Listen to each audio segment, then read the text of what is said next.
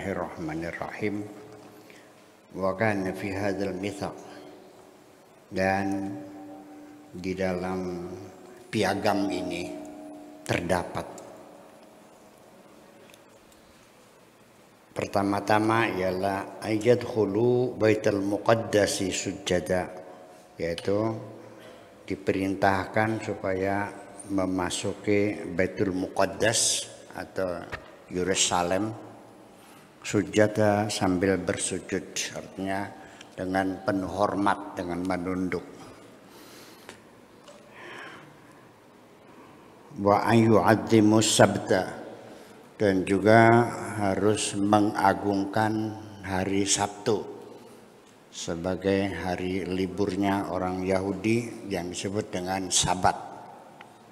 Kalau di Bali Nyepi, kalau di agama Islam hari Jumat, dan seterusnya. Alladzi tulibu an yakuna lahum aidan, yaitu dituntut mereka supaya mereka punya hari besar, yaitu hari Sabtu. Walakin madakan, tetapi lalu apa yang terjadi dari perjanjian itu?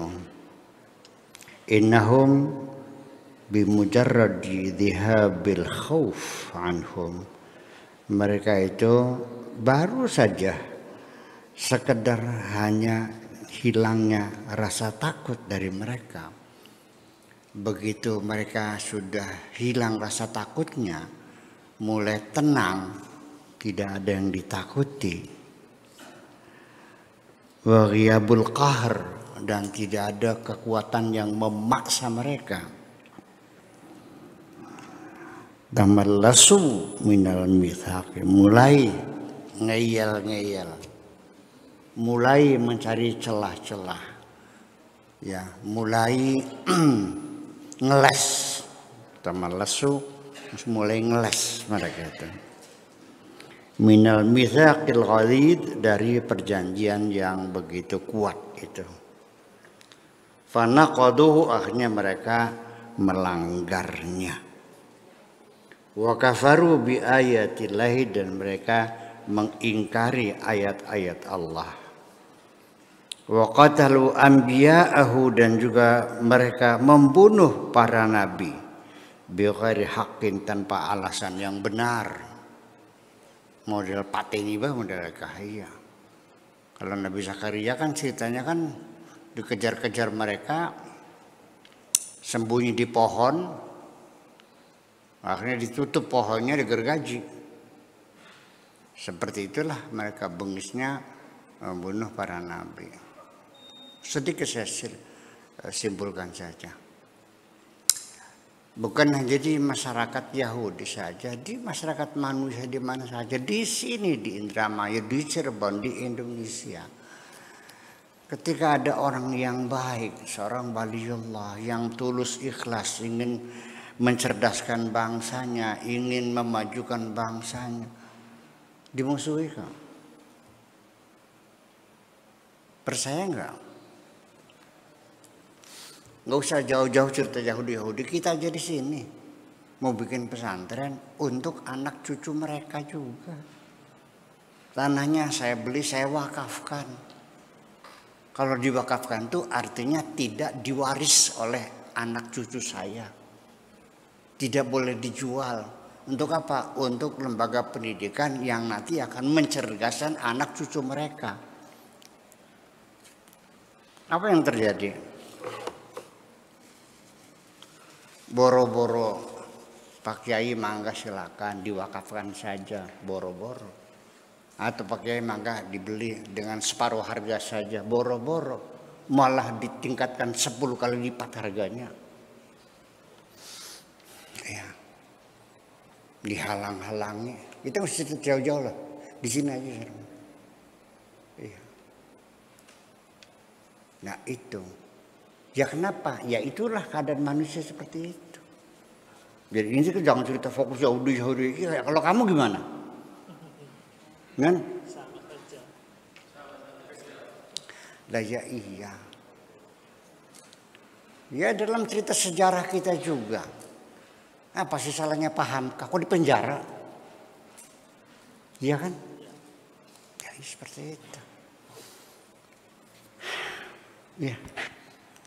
Jadi namanya memusuhi kebenaran, memusuhi orang-orang yang menyampaikan kebenaran itu biasa di mana-mana.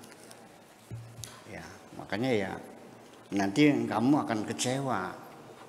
Begitu sudah mati orangnya yang memusuhi, baru ngerti ai dajukun ku wali, ya kelewat wis. Telat kamu. Iya kan? Nah itu. Jadi ya memang begitulah.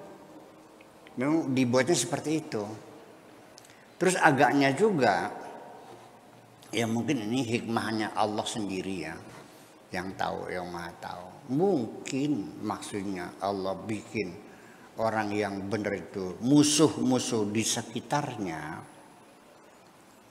supaya kebenaran yang mereka sampaikan kelihatan kontrasnya itu. Sebab kalau orang berjuang membela kebenaran lalu mulus-mulus saja, tidak ada orang yang memusuhinya, tidak ada orang yang melawannya, ya bukan pahlawan.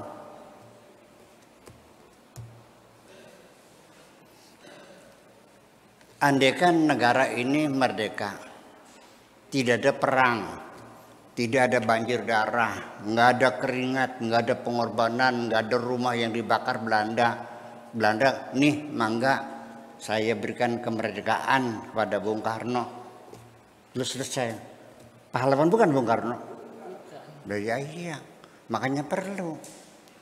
Kalau kamu mengatakan saya menang, saya pahlawan, musuh kamu siapa? Nggak ada musuhnya. Lucu nggak? Jadi begitu. Jadi makanya saya tidak boleh membenci kepada orang-orang yang memusuhi saya. Paham nggak? Karena itu lakonnya seperti itu, ceritanya seperti itu. Senang nonton wayang nggak Pak Tato? Senang. Kalau nggak ada perangnya kan nggak? Ya iya. Ya dibuat tokoh antagonisnya ada, dibuat yang bikin huru hara nih. Namanya siapa? Dorna. Iya. Atau namanya Kacor ya? Kacor. Nah, kalau nggak ada Dornanya, nggak ada Kacornya, ya ceritanya nggak lucu. Pada pulang, pada ngantuk orang juga. Nah gitu. Hidup seperti ini, jadi artinya ini pelajaran penting. Ketika engkau menghadapi banyak kesulitan dalam hidup ini, kamu sedang diuji, jalani, hadapi saja. Itulah kehidupan. Bakal beli niat wis balik mana? Bakal beli niat ya wis balik. Wis mana? Si yang beli, ya wis belinya wis balik wis mana? Sambil apa? Tangkeran tongkrong nih kayaknya. Gitu maksudnya. Jadi artinya bahwa para nabi dibunuh, dimusuhi, Nabi Muhammad juga sama, dilempar mau dibunuh.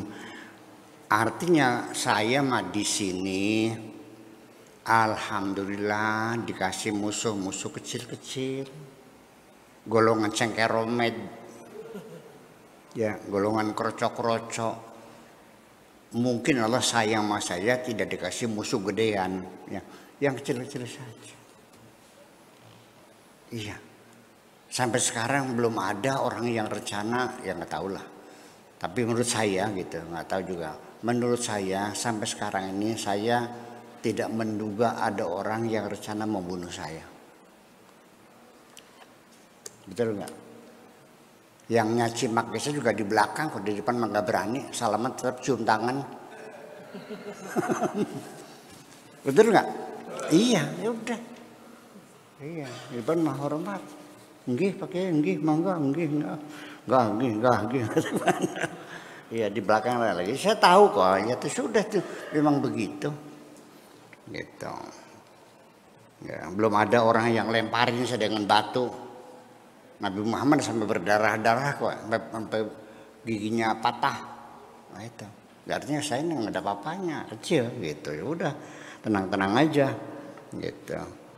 Itu. Wa qatalu anbiya'ahu bighairi haqqin wa tabajjahu, dan mereka dengan congkaknya wa qaulu, mereka mengatakan inna qulubana la taqbalu mau'izatan hati kami tidak menerima nasihat apapun. Saking congkoknya hati kami tertutup, tidak menerima nasihat-nasihat kamu itu. Nasihat apa itu, gombal kan gitu. Ya, para nabi dihinakan seperti itu. Iya, wala yasilu ilaiha qaulun, dan enggak ada satu kata pun, kalimat pun yang masuk dalam telinga kami. Udah percuma, enggak sebanyak ngomong, dah pergi aja sana. Hati kami udah tertutup, tidak akan mungkin menerima nasihat-nasihat kamu. Gitu. Jangan menggurui kami, gitu loh. Ya, kalau sekarang kan begitu. Jangan menggurui saya. Ya, Pak Tato sebagai pegawai negeri ngasih saran pada atasannya, boro-boro terima kasih. Jangan menggurui saya. Gitu. Betul nggak? Iya, terjadi begitu. Itulah kesombongan yang terjadi seperti itu.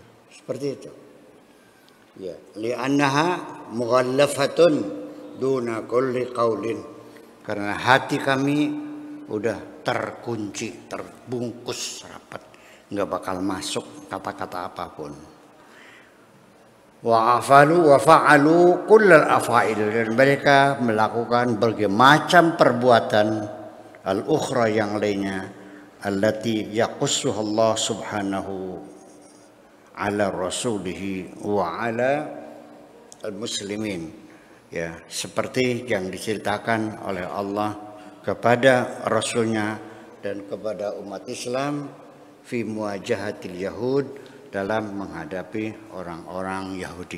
Ayat ini memberikan pengarahan kepada Kanjeng Nabi dan orang-orang Islam, ketika engkau menghadapi orang Yahudi, itulah watak mereka seperti ini. Jadi ini peta sosial bagi Kanjeng Nabi ketika akan masuk dalam wilayah orang-orang Yahudi, itu wataknya begini. Itu. Jadi ayat ini adalah pemetaan sosial. Ketika kita akan berkampanye ke suatu daerah, suatu desa untuk pemilihan bupati umpamanya, kita baca dulu. Mereka itu suku apa, bahasanya apa, iya kan? Ada masalah apa sama mereka? Gitu. Makanya kita untuk masuk daerah manapun juga harus melalui stakeholder yang ada di wilayah itu. Apakah itu kiainya, apakah itu imamnya, apakah ustadznya, apa orang kayanya, kan gitu. Supaya melalui pendekatan mereka itu seperti itu kira-kira. Wah, sini wataknya begini. Wah, jangan masuk dari sana. Dari sana kita mencari dukungan. Tidak semudah itu. Mereka akan tidak malu-malu secara vulgar akan bertanya kepada kamu, berapa mas kawinnya? Berapa beraninya? Ada yang begitu. Ada yang sikapnya munafik-munafikan, iya di depan, di belakangnya kentut terjadi, kan gitu. Ya seperti itu kan. Ini kan watak orang berbeda-beda. Satu kampung dengan kampung lain berbeda-beda. Iya. Di sini juga ada satu kampung cirinya tuh masyarakatnya sombong-sombong. Ada kampung ini tukang gulek dulu. Iya. Iya. Taburan dulu tiap hari itu ya. Ada satu masyarakat di kecamatan tertentu, masyarakatnya humoris, bergurau, semua dijadi gurau semuanya. Ya, semua menjadi bahan tertawaan. Ada. Ya, menurut nama orang juga samaran semua. Namanya Abdurrahman, panggilnya Gatul.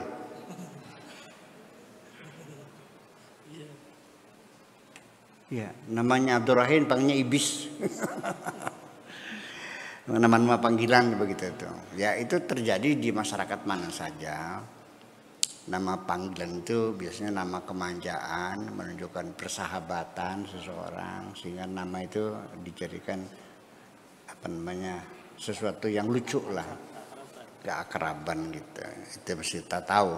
Nah, ini cerita Al-Quran tentang orang Yahudi begitu itu adalah untuk bahan masukan untuk orang Islam, Kanjeng Nabi khususnya, bagaimana ketika menghadapi orang-orang Yahudi seperti itu.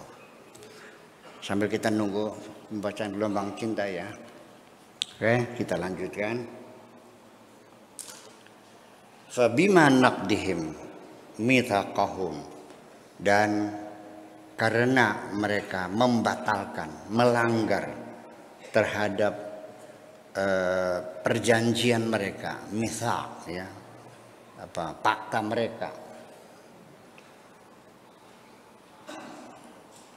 wa kufrihim, dan kekafiran mereka, bi ayatillahi, terhadap ayat-ayat Allah, wa qatlihim al-anbiya'a, dan karena mereka membunuh para nabi bi ghairi haqqin, tidak punya alasan yang dibenarkan, wa qaulihim qulubuna ghulfun, dan karena kata-kata mereka yang mengatakan hati kami terbungkus, dan seterusnya.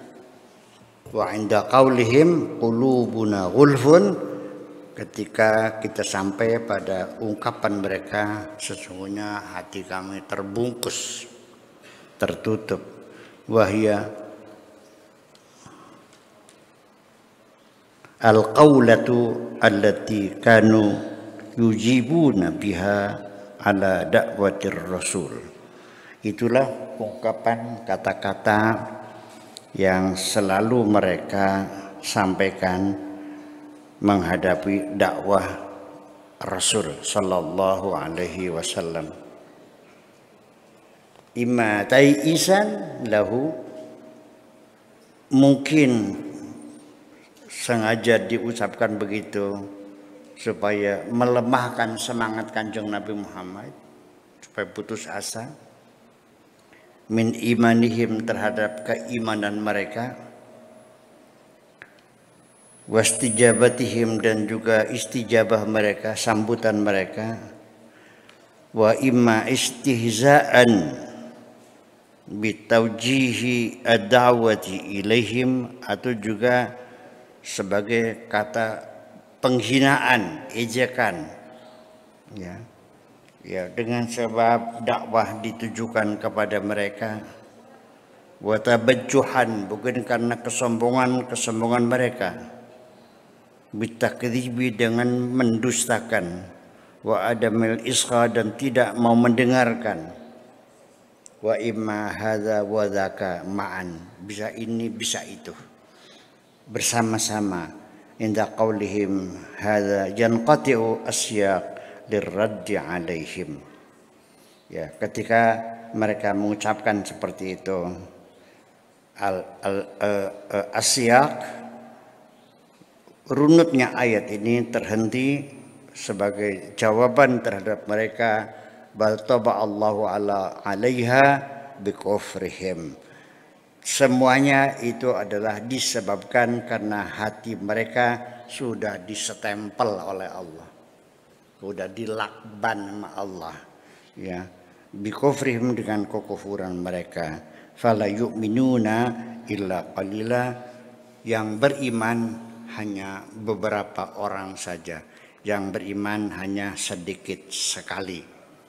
Dari orang-orang Yahudi yang beriman kepada Kanjeng Nabi jumlahnya tidak banyak, sedikit sekali, ya, illa qalila. Fahiya laysat mughallafatun atau laysat mughallafatan bi tab'iha, hati mereka bukan terbungkus dengan tabiatnya, innamahum kufruhum, tapi semata-mata karena kekufuran mereka. Jarra 'alaiha an yatba Allahu ala qulubihim, sehingga mendorong Allah menyetempel, ya, menutup hati mereka. Fa idza hiya saldatun, sehingga tiba-tiba hati mereka itu menjadi batu yang keras, jamidah, yang atos, ya,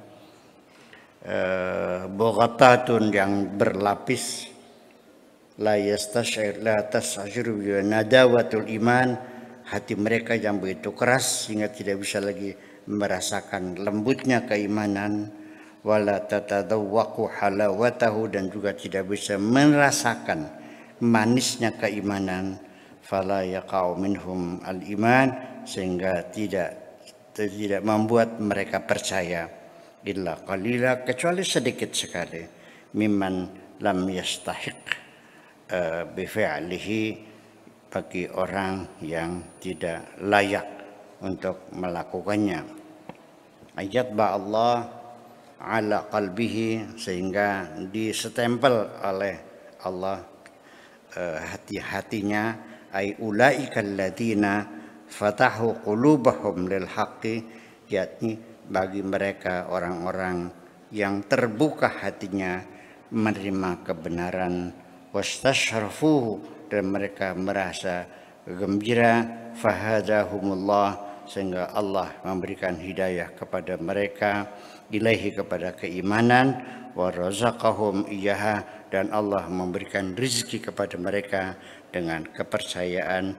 Wahum qillatun qalilah, mereka itu jumlahnya sangat sedikit sekali, minal yahud, dari orang Yahudi yang percaya kepada Kanjeng Nabi Muhammad, ka Abdullah bin Salam, seperti Abdullah bin Salam, wa Tha'labah bin Sa'yah, dan seperti Tha'labah bin Sa'yah, wa Asad bin Sa'yah, dan seperti Asad bin Sa'yah, wa Asad bin Ubaidillah, dan seperti Asad bin Ubaidillah. Hanya itu salah beberapa orang dari orang Yahudi yang beriman kepada Kanjeng Nabi. Yang lain kebanyakan mental semuanya, nggak ada yang masuk. Itulah kira-kira.